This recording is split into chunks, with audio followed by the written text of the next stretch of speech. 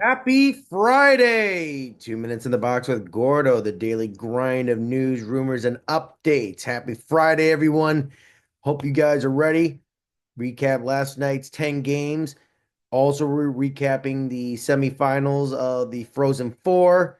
Gabriel Landeskog is returning tonight for the first time in nearly 3 years, but he's going to be in the American League. Let's see if he still got it. And we got some Ivan Demidov mania going on, and Isaac Howard future. And let's get to it. All right. First up, let's talk about last night's games. Man, what I'll tell you, we're coming down to the wire here. We're going down to the wire here.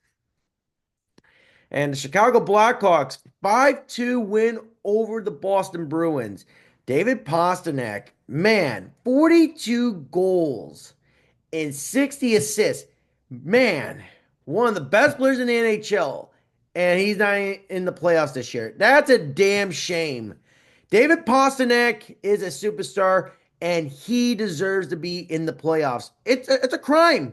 The Bruins shot themselves in the foot, but luckily they'll be copying off the Washington Capitals retool like they did last year. But this year, I bet the Bruins will reclaim what is right is theirs in the Atlantic Division. And speaking of the Chicago Blackhawks of the game last night, Connor Bedard, 41 assists of the season. And let's just put it this way. The Blackhawks, they gotta win, you know, but let's just put it this way. Bruins, their lottery odds improved. The Blackhawks dropped slightly. All right. Now let's get to the next game. Florida Panthers, back-to-back wins, back to the winning column. 4-1 win against the Detroit Red Wings. And Brad Marchand scores his first goal with the Florida Panthers with his 22nd of the season. Sasha Barkov, 10 straight 20 goal seasons for a Finnish hockey player. It's in like the third most by a Finnish hockey player. And Barkov is still one of the best two-way players of the game. Love that man. He's a beauty, eh? And yeah, Mackie Samoskevich, underrated rookie season. He is a phenom. 15 goals so far this season. I'm telling you, what a steal. What a good draft pick that he's become for the Florida Panthers. Like reinforcing the depth up front. And, I'll tell you, this Panthers team is ready for a playoff push. Once they're all healthy, I believe that the window is going to be closing soon. I got a feeling they've got one more Stanley Cup in them, and after that, I feel it's been somewhat of a sacrifice and consequential deal when they got rid of Spencer Knight. They need a goalie. Down the road, they got to get a goalie. And the Red Wings, they've got goalies for next season. This is going to be an interesting. They got Cam Talbot and they've got Peter Mrazek. Lions out, and they got strong depth, with Kosa and Trey Augustine. And I'll say, the Panthers, they're still behind the eight ball with the Lightning and the Maple Leafs. All right, now let's get to the Buffalo Sabres and Columbus Blue Jackets. Blue Jackets staying alive in the playoff chase, 3-2. And let's just gotta say this, Kirill Marchenko, 40 assists this year. Who had that on their radar? He is one of the best underrated players in the NHL. His plus minus is through the roof. His plus is insane. Yeah, yeah. Zach Werenski, 56 assists. Kent Johnson, 31. JVR, 15 goals. Great additional depth piece. Columbus, get this man signed to another 1 year deal. He's had a good year for the Columbus Blue Jackets. And the Blue Jackets, they are very close. They're still in the hunt, though. We'll get to the standings in a second. Then we got the Washington Capitals and the Carolina Hurricanes shootout win. And this Washington Capitals team reinvented itself, clinched the top of the Eastern Conference 5-4. And Washington, Pierre-Luc Dubois is back to his old self. And, Ovi had a great celebration last night. Tom Wilson, 33 goals of the season. Dylan Strome, just a phenom. He's basically like erased his past from the Coyotes and Blackhawks. He is basically Nicholas Backstrom 2.0. He is a true superstar, two-way player. And Carolina, though, they got a point out of it. So technically, they got second place in the Metropolitan Division. All right, speaking of the Metro, we got the battle of the Big Apple in Long Island, and it's Manhattan against Belmont Park, and the New York Islanders they get humiliated 9-2 against the New York Rangers. And this New York Islander squad, they have a lot of questions. There's a lot of questions with coaching staff and upper management. I just don't know what's going to happen with the Islanders. I feel this is lose last season. Next year's will be his last year. Patrick Waugh, I just think they need to totally rebuild. It sucks that their window closed. They should have beaten the Lightning one of those years. They should have beaten them in 2021, and it would have been the Islanders get their Stanley Cup. One last hurrah, the drive for five at the Nassau Coliseum for one last time.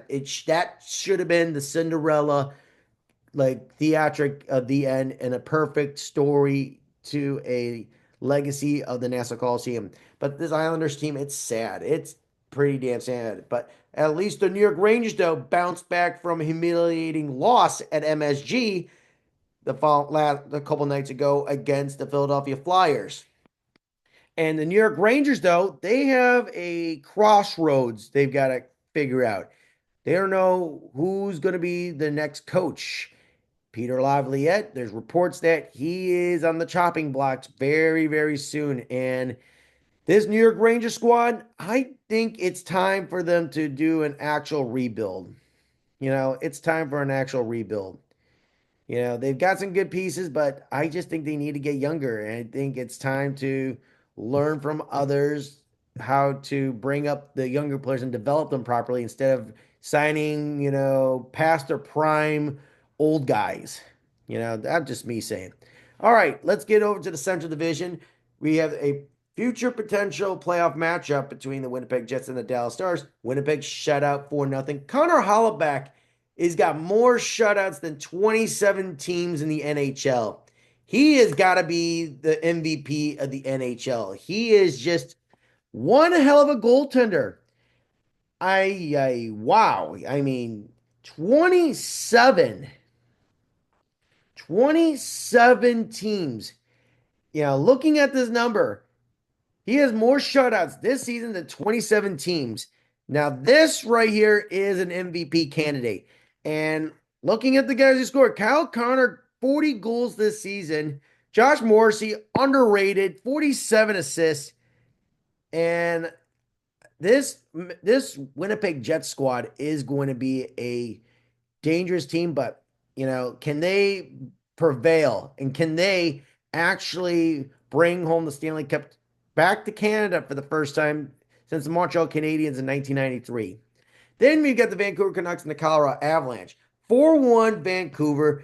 Vancouver, I mean, Jake DeBrusk has got the most goals for the Canucks this season with 26. What a good signing that turned out to be. And it sucks for Boston losing that secondary scoring.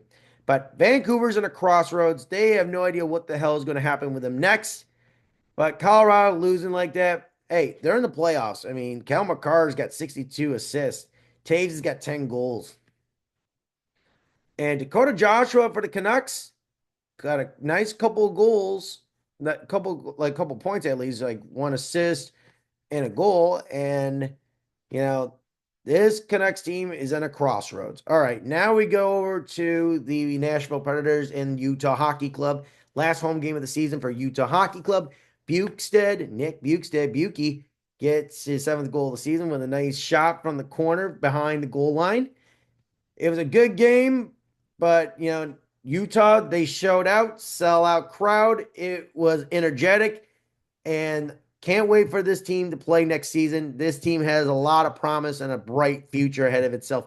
Nashville got a very valuable win. Philip Forsberg, sick hands. What a play in the shootout. Bar down. just simply unbelievable. And Philip Forsberg, he's one of the best players for the Predators. And I gotta say, Nashville, I'm hoping that they can bounce back after a very disappointing year this past season. And they've got a lot of questions with coaching and what's going to happen, front office stuff, da da da da da. So now we got the Seattle Kraken, the Vegas Golden Knights, and very light scoring game indeed, 2-1 Vegas Golden Knights. And I'll tell you, Vegas increases their division lead in the Pacific Division. And finally, we've got the Southern California battle of the OC and LA. All right, Anaheim. I gotta tell you, Cutter Gauthier, 20 goals this season. This kid has had a great rookie year, and he's definitely gonna get a new contract, like the following season. Next season, he is definitely gonna get a contract extension. He's definitely fit in the Greg Cronin system. He's played well. And talking about the LA Kings, though, Kopitar, 20 goals again this season. Quinn Byfield, 21 goals. Kevin Fiala, 32 goals. He is a stud. He is a stud. Unreal for the LA Kings. And they increased their lead on the Edmonton Oilers, second spot in the Pacific Division. All right, now let's get to tonight's game, shall we? We got 5 games. We've got 5 on it. All right. So we've got the Montreal Canadiens and the Ottawa Senators. Crucial, crucial game for Montreal and Ottawa, depending on scenarios of the playoffs. And first up, Montreal. Here's the deal. Montreal Canadiens will clinch a playoff berth if they defeat the Ottawa Senators in regulation. Then we've got the Edmonton Oilers will clinch a playoff berth if they get at least 1 point versus the San Jose Sharks tonight, or if the Flames lose to the Minnesota Wild in any fashion. Oh, we get the Minnesota Wild. The Minnesota Wild will clinch a playoff berth if they defeat the Flames in any fashion. Oh, yeah. This is a crucial one right there. This is crucial. And then we got the Tampa Bay Lightning. They will clinch a top 3 finish in the Atlantic Division, 1, 2, or 3, if they get at least 1 point against the Detroit Red Wings, or if the Ottawa Senators lose to the Montreal Canadiens in any fashion. And the Florida Panthers, they're idle tonight. They're playing tomorrow against the Buffalo Sabres. They will clinch a top 3 position in the Atlantic Division, 1, 2, or 3, if the Ottawa Senators lose to the Montreal Canadiens in regulation. Yeah, a lot riding on this game tonight. Same thing with the Detroit Red Wings and the Tampa Bay Lightning. The Red Wings got to bounce back after a humiliating loss to the Florida Panthers. And I'll tell you, this is going to be a very crucial matchup. And I will say this will be a close matchup. Red Wings got to bounce back, but Tampa Bay, they get the upper hand. We'll have to see what happens with those two, because it's going to get very interesting and down to the wire in this Atlantic Division. And speaking of former Atlantic Division, we have a metropolitan matchup between the Pittsburgh Penguins and the New Jersey Devils. And New Jersey, they know that they clinched already. They're going to be third place. Who cares? And the Pittsburgh Penguins, though, Sidney Crosby, he's on a roll still. 56 assists this season. He is projected to be 60 assists this season, 61, maybe 62. And I'm looking up some of Sidney Crosby's numbers. I mean, oh my goodness. It's wild to see Sidney Crosby keeping up with some nostalgic names from the past of Gordie Howe and Joe Sakic and Steve Yzerman. This right here, this is what we love to see here. Sidney Crosby still got it. So Sidney Crosby is 37 plus years old. So he can be basically climbing up to the charts. He's got 87 points in counting. And he's basically near Wayne Gretzky with 91 year. Then you have Mario Lemieux with 91. Johnny Busick with 93. Joe Sakic with 100. And Gordie Howe with 103. And Mario Lemieux getting 91. That was in 2002, 2003. theoretically, if it weren't for the injuries, Mario would have been the Hart Trophy winner, and he would have had about 110 points that season.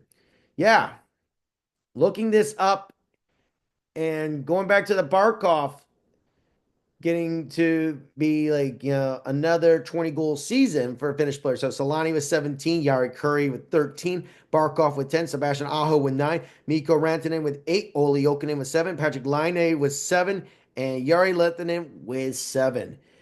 Yeah, just had to bring that back to you on the recap. And so we've got the Sharks and the Oilers.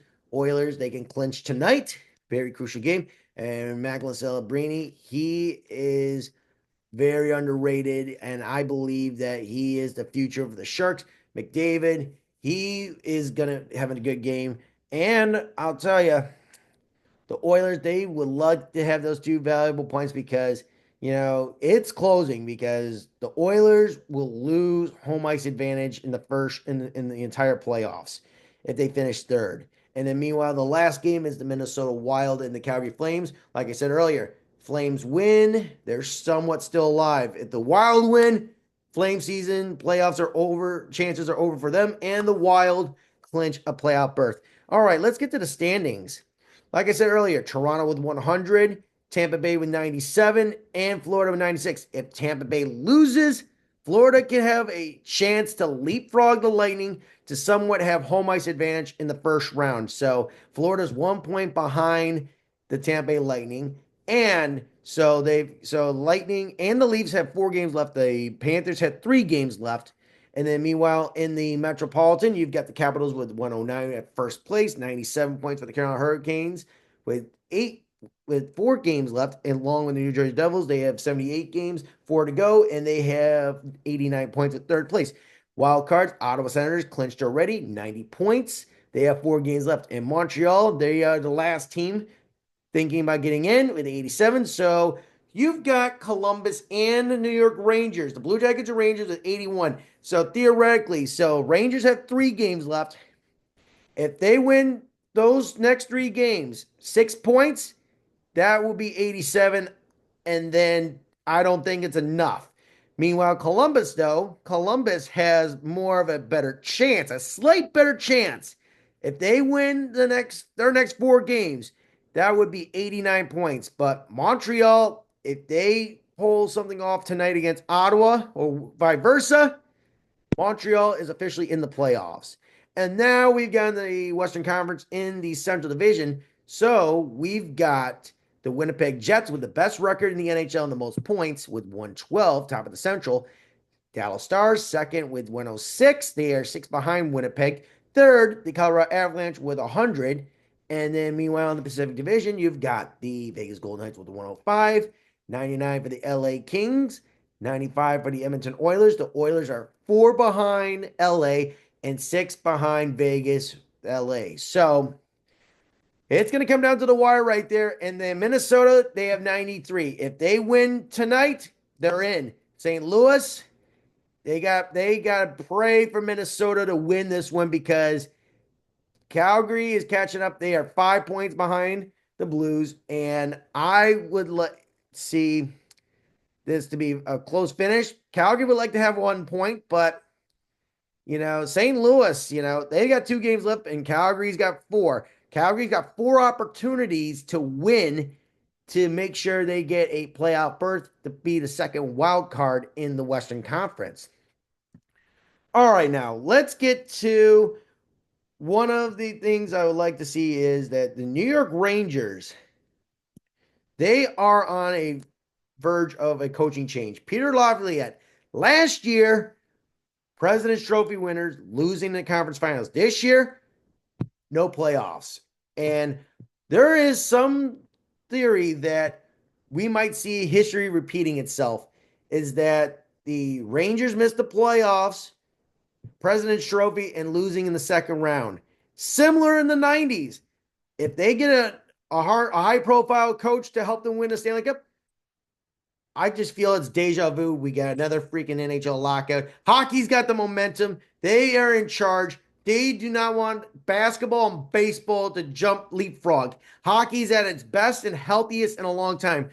We do not want history to repeat itself.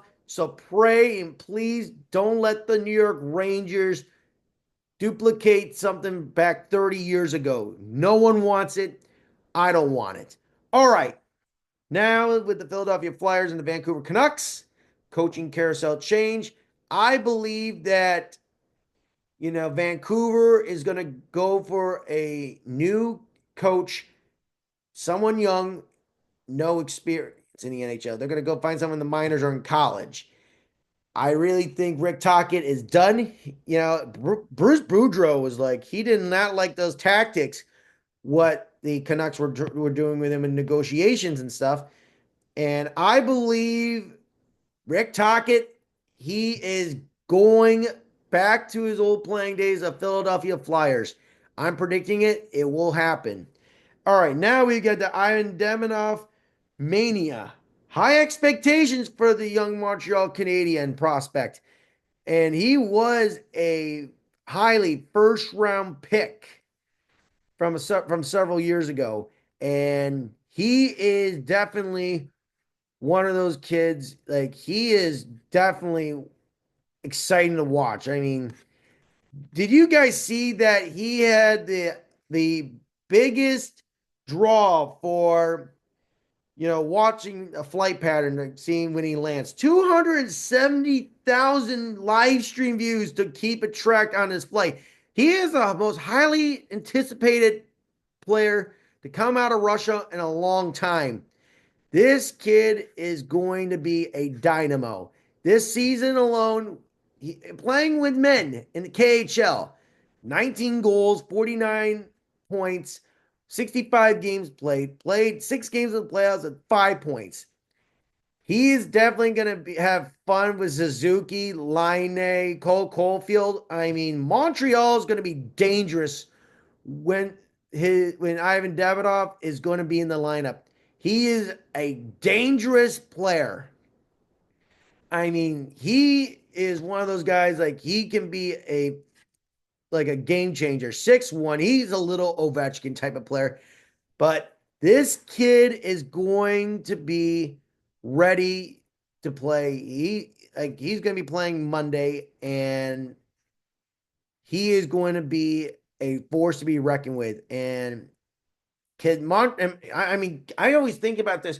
I remember when Cole Caulfield made an immediate impact with Montreal in his first year and went to the Stanley Cup Finals. Could we see a similar situation with Montreal? Could we actually see something similar? And meanwhile, we got another prospect we are looking out for. So the Tampa Bay Lightning, they are having some complications with their potential Hobie Baker Award winner, Isaac Howard from Hudson, Wisconsin. First round pick, 31st overall by the Lightning. And he is done with the season already in college hockey. 37 games played, 26 goals, 26 assists, 52 points. And his second year in Michigan State, he's originally playing at Minnesota Duluth with 6 goals, 11 assists in his freshman year. Sophomore year at Michigan State with that transfer, 8 goals, 28 assists, 36 points. He doubled that point total. I am going to say that if I were a young team that's looking for a player, I don't know if Tampa Bay wants to bring up anybody yet. If I were a team that's looking for some energy, some new blood, like someone who's ready to play, Tampa Bay's stacked to the brim already. And I think Anaheim or some young team who's looking for a goal scorer, even San Jose, Philadelphia is looking for someone. I think Isaac Howard will definitely fit in. And Chicago Blackhawks could even be a potential fit. Pittsburgh Penguins. There's some young teams. I mean, Buffalo could be a good situation, but where does he fit in? So the story is, by August of 2026, he'll become a UFA, and the Tampa Bay Lightning, they want to recoup their loss. So they want to get a couple of draft picks just for Isaac Howard. All right. Now, let's recap last night's Frozen Four semifinals. So we had a double overtime between Western Michigan and Denver. And the NCHC, that's where, Western Michigan and Denver played, in that tournament last month. And I got to tell you, this rivalry is real, real, real. And I wouldn't be surprised it's going to be ugly bloodbath next season. Western Michigan takes a 2-0 lead, and they were just dominating the crap out of the Denver Pioneers. Next thing you know, Denver comes back with a strong third period, scoring 2 straight goals. And then this game went to double overtime. The first double overtime in the semifinals Frozen Four since 1996. And Western Michigan, 26 seconds into double overtime, they are going to their first national championship game in their program's history. What a time in Kazoo, Michigan. And Denver had a great run. Their dynasty is still strong. And David Carl, the coach of Denver, he's got a crossroads of figuring out, does he want to win one more national championship, or is he ready to go into the NHL? We'll have to wait and see about that. And then our second game, Penn State against Boston University. Boston University 3-1. Cole Eisman with the game-winning goal, 2-1. I don't know if I want to count that 3-1 empty netter, but Penn State did get a goal in the third period that made it interesting, but unfortunately, the empty netter clincher. So we've got a future game tomorrow night. It's going to be Boston University looking for its first national championship for the first time since 2008. Now you've got, with Western Michigan's first ever national championship. Yeah, we are going to see one of these. It's gonna be exciting here. It's going to be exciting, and I'm just excited. I'm excited for this for this national championship game. Jay Pandolfa has done a tremendous job with the Terriers. He has done a tremendous job with the Terriers, and this right here, I'll tell you, BU is ready to win their first national championship since 2009, I should say. 2009. It's going to be one of those matchups, and I'm looking forward to it. I really think I'm going to predict this. This one's going to go to double overtime. Western Michigan will prevail. That's what's going to happen right there. Western will win their first ever national championships, and those hooligans are going to riot in Kazoo and in the Lou in St. Louis and celebrate some pie, Kazoo fans, the Bronco Nation. You guys are going to be winning your first national championship in the NCAA Division I hockey. All right, now we got right here American Hockey League news. Adam Beckman, who plays for the Bridgeport Islanders, suspended 10 games on a hit on a referee. Basically, the referee was in a vulnerable position. The player just bumps right into him because he was interfering, like on the play. And I don't know what the referee's conditions is, but 10 games, oh yeah, an abuse of an official like that, that's pretty harsh, man. That's pretty damn harsh. That's pretty harsh. Okay, now Gabriel Landeskog is back in the lineup. Not with the Avalanche, though, but with their farm team, the Colorado Eagles. Gonna have a 3-game stint this weekend to see if he's ready to play in the playoffs. And Landeskog's first action on the ice since winning the Stanley Cup with the Colorado Avalanche 3 years ago. The captain of the Avalanche. It's going to be exciting for Gabriel Landeskog. First action in 3 years, and hopefully he provides leadership and see if he still got it with the Colorado Avalanche / Colorado Eagles. And lastly, Washington Capitals. I want to talk about the Washington Capitals quickly, all right? What I see is that success on all levels. This season, so the South Carolina Stingrays, that's the ECHL affiliate. The South Carolina Stingrays this season 50, 14, 3, and 2 with 105 points with a winning percentage of .761. Number one in the ECHL. Second, you got the Hershey Bears with 42 wins, 18 losses, six overtime losses, and one shootout loss. 91 points, .679 winning percentage, second in the American Hockey League. And the Washington Capitals, second best record in the NHL with a 49, 19, 9, 107, .695 winning percentage, second best in the NHL. The Washington Capitals, they have the best depth in all three levels of professional hockey, and they know it, and they have the best depth. And on the top of all that, this has been 2 Minutes in the Box with Gordo. Don't forget to like, follow, and subscribe on Instagram, Facebook, YouTube, Rumble, TikTok, etc. And we'll be back on the air tomorrow. Remember, this is the daily grind of news, rumors, and updates. 2 Minutes in the Box with Gordo. Have a great Friday and see you all tomorrow morning.